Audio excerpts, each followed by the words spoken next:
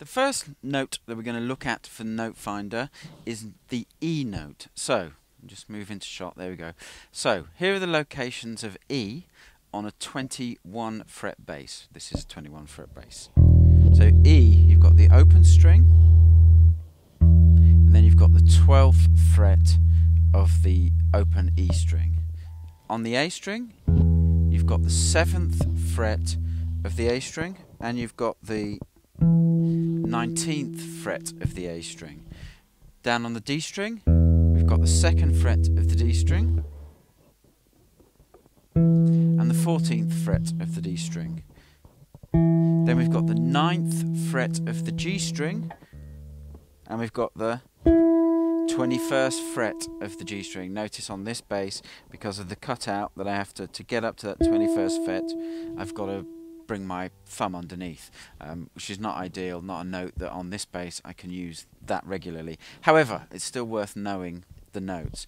So first of all, what I'm going to do is set a drum groove going at 60 and just play through that in whole notes as notated out in the lesson, just for the note E. So we'll start here. 1, 2, 3, 4. That's the open E string. 12th fret of the E string,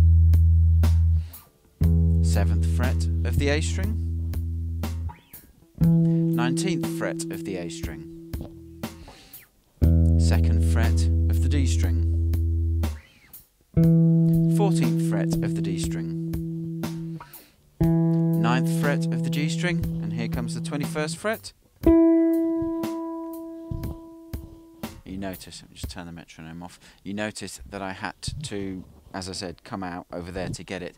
If you've got a bigger scale bass, 22, 24 fret even, you might be able to actually get to that E note and play it without having to bring your thumb off the neck. It's a real stretch to get it, to play it with my thumb still on the fretboard.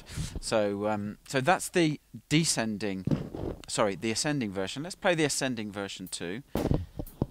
Okay, here comes the drums. 1, 2, 3, 4.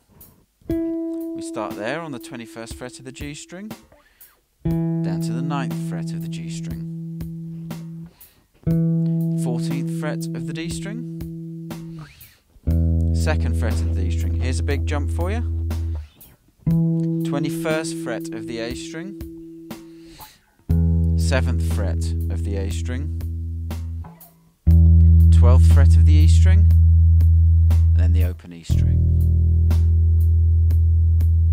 So, as I said in the lesson, start doing those. If you have to start out of time, so you know the locations, so you go, okay, the first one's the open E string, then where's the next one on the E string? Okay, that's the 12th fret. If you have to start doing it out of time, out of tempo, that's fine. The important thing is to go through each of the locations of the E note systematically from low to high and from high to low, and then you can create longer exercises once you're comfortable going from low to high and back to low.